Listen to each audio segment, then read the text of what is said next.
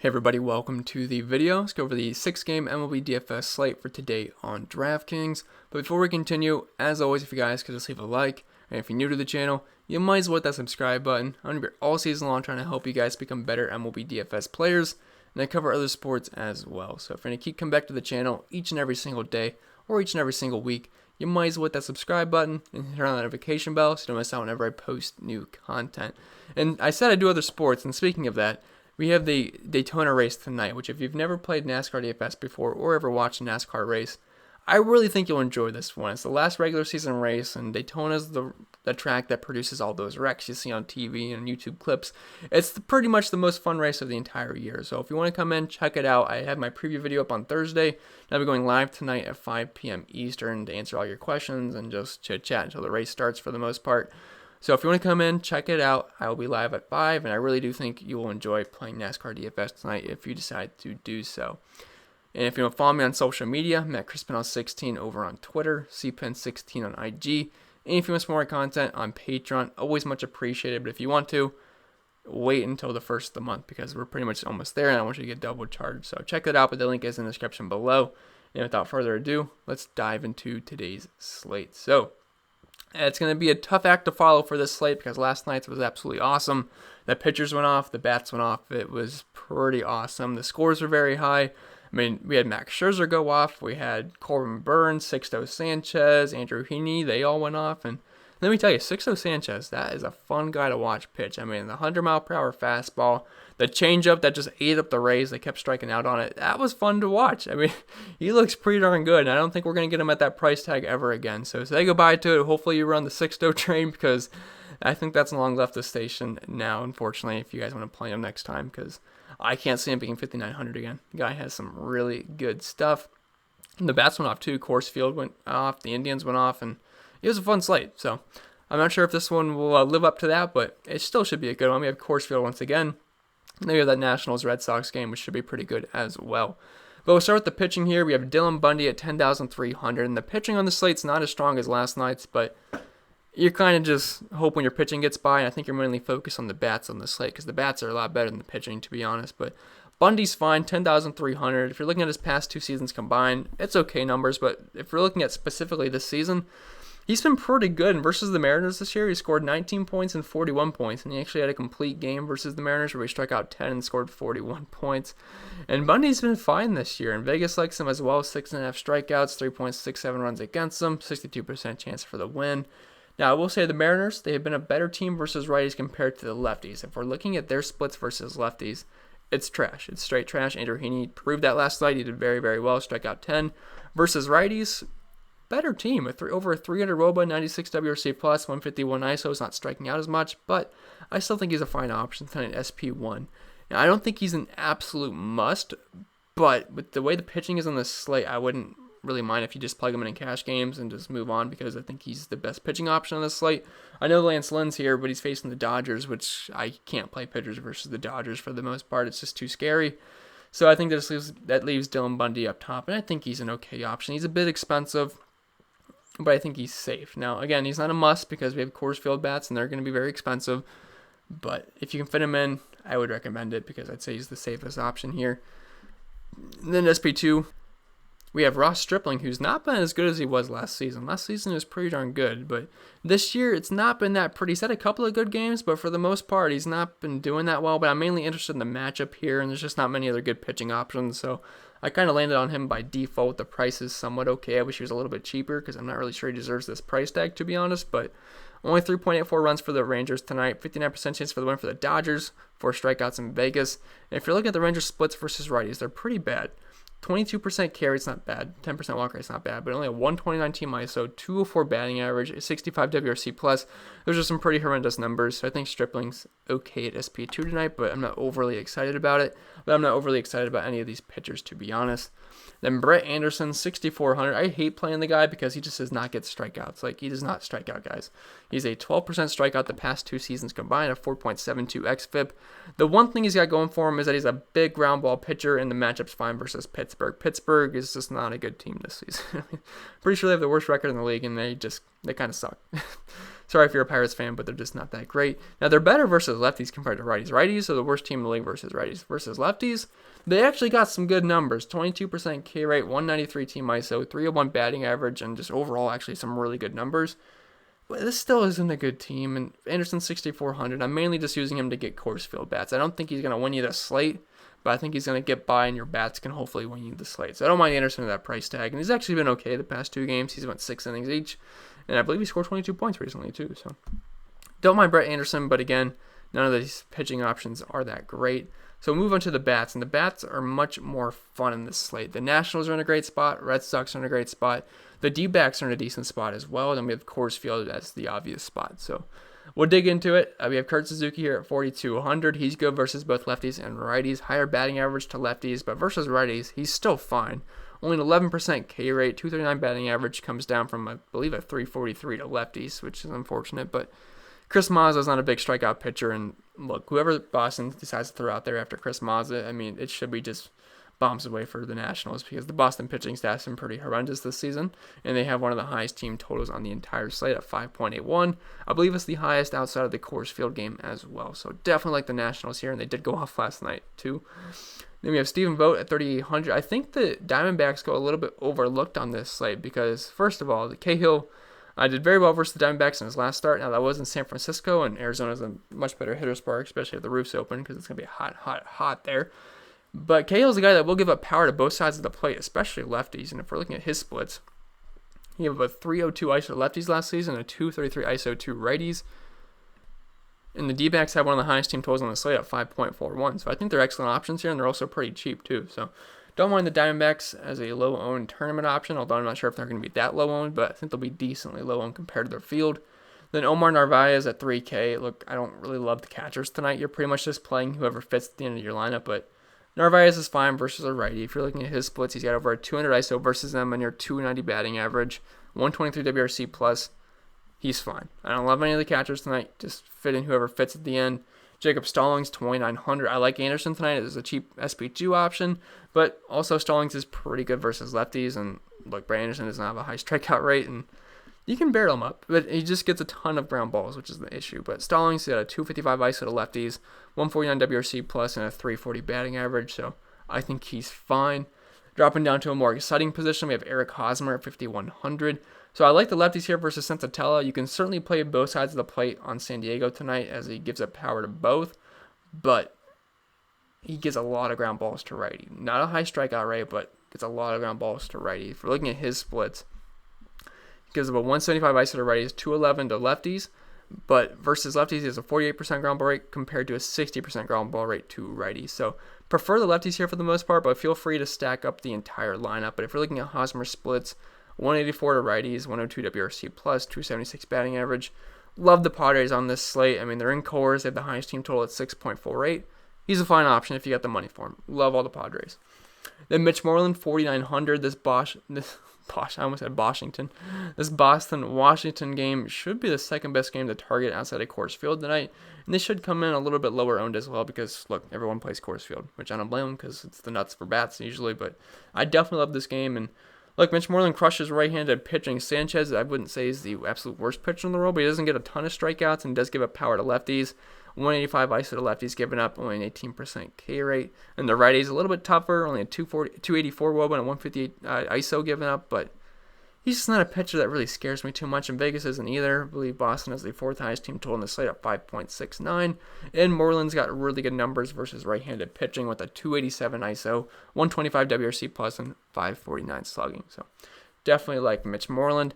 Howie Kendrick, 3,800. He's good versus either side of the plate. Versus lefties, he's very good, and versus righties, he's very good. Prefer him versus lefties, but he's still got really good numbers versus righties with over a 200 ISO, only a 12% strikeout rate, and a 327 batting average, and just overall really good numbers. And I like the Nationals on this slate quite a bit, so Kendrick is a fine option. Then Josh Fuentes, as long as he makes the lineup, and if he's batting like 6 or something, I'd have to imagine he's going to have some ownership because he's going up against a lefty in Coors Field, and he's get the cheap righty and lefty matchup. Now, I've never said this guy's last name before, so I apologize if I butcher it, but Adrian Morejon, is that right? Morejon, I think it's Morejon. It could be Morejon, but I don't think that's what it would be. So we'll call him Morejon. I'll just probably say San Diego pitcher, but Love all the Rockies tonight, especially the righties. And look, he's dirt cheap, the bare minimum, and I think he's an okay option. I don't have splits on either of these guys. Well, actually, I do for Morehan. I was thinking I didn't. But if you're looking at his splits versus lefties, 235 ISO given up and a 440 WOBA, and to righties, a 227 ISO to righties, and a 432 WOBA. So definitely you can use anybody here, but I do prefer the righties. But the entire Rockies lineup is stackable on this slate. Then Jake Cronenworth at 4,600, another lefty here versus Senzatella. He's a bit expensive, but I still think he's playable because we're in Coors Field. Should be hitting into the middle of the order, and he's actually had some decent splits versus right-handed pitching this season. And Senzatella is a guy that we want to use lefties against, so I think Cronenworth is totally fine. Brendan Rodgers, 3,100. You get the cheap righty on lefty matchup here in Coors Field. I love the Rockies tonight. Now, if you're looking at splits last season versus lefties, we really have nothing here, so I'm not going to look too into it. But look, it's Coors Field, and you're only 3,100. He's a fine option, especially if you're spending it for Dylan Bundy. You're going to need some cheap options, and if you can get cheap options in Coors Field, I think that's certainly a good way to go. Then once again, Luis Garcia picking up the relief pitcher that's not on. Hold on, let me fix that. Every time I put Luis Garcia down here, it always picks up the pitcher, I believe in the Oakland A's and Texas Oakland A's or Texas Rangers, I forget. But anyway, he's only 3,200, and again, it's just I like bats in Washington, or I guess in Boston tonight. But on the Washington team, Chris Mazza is not a very good pitcher. He's a low strikeout guy. Gives up power to both sides of the plate, and you just get a cheap lefty on righty matchup here, which again I gotta fix because it keeps pulling up different names for him. But you get the cheap lefty on righty matchup here, and he's been okay. I mean, he's not gonna light the world on fire, but he's been okay for his price tag this season, and I like getting cheap. I like getting cheap bats on great offenses. So Luis Garcia certainly qualifies for that tonight. Then dropping out of third base, it is absolutely loaded tonight. We have Manny Machado, Nolan Arenado, and Rafael Devers. Third base and shortstop are loaded. So if you want to spend down at first, second base, and in the outfield today, I totally get it because this infield is great. I mean, third base, shortstop, so many good options, and I certainly want to spend up at these two spots. We'll start with Manny Machado, 5,600. He's been on fire recently. Now, I prefer him versus lefties, and I preferred lefties versus Senzatella, so that's two negatives working in his favor. But, again, we're in Coors Field, and Senzatella's just not that great of a pitcher. And Manny Machado's obviously one of the better bats in the entire league. Now, I prefer him versus lefties, but he's still a fine option. We're in Coors Field, and I believe he had 3 hits last night or something like that. But, yeah, Manny Machado's fine if you're stacking the Padres. If I had to pick one, I'm going to prefer Nolan Arenado here just because he just smashes lefties, especially in Coors Field. I like the Padres' offense better overall, but definitely like the Rockies here. I mean, Nolan Arenado is great versus left-handed pitching, and you're 300 ISO, 144 WRC+, only a 15% K rate, 315 batting average, and 611 slugging. And Morehan does give up power to both sides of the plate, especially righties, so Nolan Arenado checks in as one of the best plays on the entire slate tonight. And then we have Rafael Devers here facing a righty in Boston. And look, Sanchez is not a guy I'm going to be too scared of here. And Devers does crush right-handed pitching. Looking at his splits, I mean, very good numbers. 330 batting average, over a 600 slugging, 153 WRC+, 400 WOBA, 278 ISO. And again, Sanchez just not that great of a pitcher, and Vegas would agree tonight as it loves this game. I believe the over-under is, 12 or 12.5, which is right up there with Coors, so definitely love the bats in this game, and I do not mind just full stacking this game up. Then Asdrubal Cabrera, 4,600. You're seeing a cheap lefty here versus Chris Mazza. I mean, I like the righties as well, but you get a nice lefty on righty matchup here. And I said cheap, but it's cheap compared to guys like Machado, Arenado, and Devers for the most part at 4,600. But I do plan on spending up at third base and shortstop tonight, so I didn't list any cheap value options because I think these are the spend-up spots on the slate. But Asdrubal Cabrera does have better splits versus righties within your 200 ISO, and his numbers overall aren't great, but look, I love the offense tonight for Washington. Then dropping down to shortstop, which is another loaded position. We have Tatis, 6,100. Prefer him versus lefties, but he's been on fire this season, and you can certainly look at him in all formats. He's also got that speed and power combo as well. He stole third base last night. He got plunked and he ate dirt, but still got the steal, and he's always fun to watch. So you can certainly play Tatis if you're stacking up the Padres. But I do like the price on Story better. He's also facing a lefty in Coors, so I'm going to give Story the nod over Tatis, but they're both excellent options here. Trevor Story crushes left-handed pitching and pretty much the same play as Nolan Arenado. Then we have Trey Turner at 5,400. So, I mean, he's been hitting the ball very well recently. He's been putting up a lot of solid fantasy outings recently. And I don't see why that can't continue here versus Chris Mazza. Love the Nationals tonight, one of the highest team totals on the slate. And Turner's good versus righties and versus lefties. If you're looking at his numbers versus righties, and they're 300 batting average, 220 ISO, and he's got the stolen base upside as well. So I like Trey Turner. I mean, I'd much rather play 300 more for Trevor Story because I think there's just a much higher ceiling there with the home run upside from Story, but they're fine options. If you're stacking the Rockies, you use Story. If you're stacking the Padres, you use Tatis. And if you're stacking the Nationals, you use Trey Turner. It's pretty simple as that.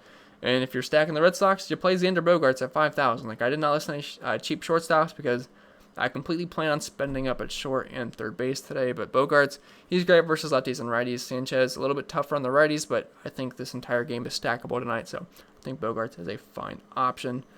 Then we'll drop down to the outfield, which again is loaded, but I'll probably end up spending down a bit because I'm going to spend up in the infield, so I can't spend up everywhere. So Charlie Blackmon, I think he's a fine tournament option, but I don't think he's like a must in cash game, especially because it's a lefty-on-lefty matchup. People do shy away from those, but he had great numbers versus lefties last season, so I would have no issue with that. He actually had more power as well with a 274 ISO compared to a 255 ISO to righties last year, and just overall it's Charlie Blackmon, and he's in Coors Field, so he's always going to be in play, especially in the cleanup position, and Morhaime did struggle with lefties and righties last season, so look, I think you can certainly use Charlie Blackmon tonight. It's just, I think he's better reserved for tournaments. Juan Soto, 5,700. He's going to be one of the best plays on the entire slate, and I like him quite a bit. I think I'm going to make him the thumbnail as well, but love the Nationals, and Soto crushes right-handed pitching, and Chris Maz is just not very good. I think there's a good chance he goes deep tonight. Over a 300 ISO to righties, over a 400 WOBA, 155 WRC plus, a near 20% walk rate, and near 600 slugging. Absolutely love Juan Soto tonight, and you could make a case he's one of the top plays, if not the top play in the entire slate. JD Martinez is only in there for stacking purposes. I would not use him individually because I prefer him versus lefties, and Anibal Sanchez is tougher on righties, but if you want to stack up Boston, you can't leave out arguably their best bat. And then Trent Grisham, 4,800. I used him on my Padres and just overall Coors Field stack last night. He did nothing. I think he went 0 for 5 or 0 for 6. Did absolutely nothing. He even had a bases loaded opportunity. He choked that away. I mean, I think he scored, 0 points last night? He might have grounded out and got an RBI, if I remember correctly, but he was complete trash. But like the lefties here versus Sensatella, and Grisham's pretty good versus righties, leading off for the Padres, the highest team total in the slate. You guys get the idea. Love all the Padres. Alex Verdugo, 4,600, a lefty here versus Anibal Sanchez. Prefer the lefties versus him. You can play both sides of the plate, but Verdugo's got some decent splits versus righties, and Sanchez does struggle with left-handed bats, and I like Boston tonight as well. Cole Calhoun, 4,300. He's just a part of that cheap Arizona stack. And Cahill, I know he had a good start versus them last time out, but they were in San Francisco, and that's a much better pitcher's park than it is in Arizona. This will favor the bats. And look, the Vegas does like the Diamondbacks as well. They have a 5.41 implied team total, which isn't that far off of Boston. And Cahill does give a power to both sides of the plate here, so don't mind Calhoun. He's got some decent pop versus righties as well with a 245 ISO. Does strike out quite a bit, doesn't have a high batting average, but I like the power, the home run upside for Cole Calhoun tonight. Will Myers, 4,300. I prefer him versus lefties, but he went off last night. You pretty much needed him to cash for the most part, unless you got lucky elsewhere, but look, his numbers drop off a bit versus righties. Only a 155 ISO, 300 WOBA, 241 batting average, 33% K rate. Not pretty, but we're in Coors Field. Since Sensatella's not a high strikeout pitcher, you can play all the Padres tonight. I still like the price tag for Will Myers. Then David Peralta, he's pretty much the cheaper version of Calhoun with a little bit less power, but a better contact rate. But if you're stacking up the D-backs, I like both Peralta and Calhoun tonight. I think they're both fine options at their price tags. Adam Eaton's only 3,400. I love the Nationals tonight. Going to be batting second, and I think it's a pretty fair price tag. Now, he's not a big power bat, but he's certainly a guy that can get on base. Only 15% strikeout rate, 366 on base percentage, and just overall some pretty decent numbers. And if you're stacking the Nationals, Adam Eaton at 3,400 is a very easy fit in. Then Matt Kemp, I think he's probably going to end up being one of the highest owned plays on the entire slate, but he went deep last night versus Zach Davies. And he's only 2,900, going to be hitting near the middle of the order, and he's got some good splits versus lefties, and look, he's dirt cheap, so very easy to fit in Matt Kemp, and I think he's probably going to contend for being the highest owned bet on the entire slate.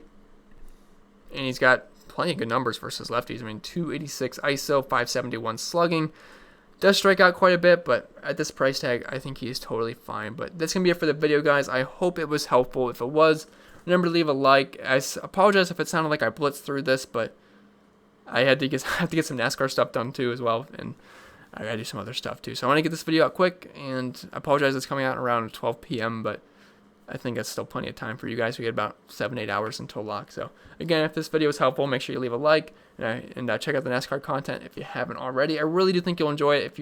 I know a lot of people have zero interest in NASCAR, but it's really fun for DFS purposes, and Daytona is especially. So check it out if you haven't. And I think that's pretty much going to be it. Hope you guys enjoy your Saturday and have a great day.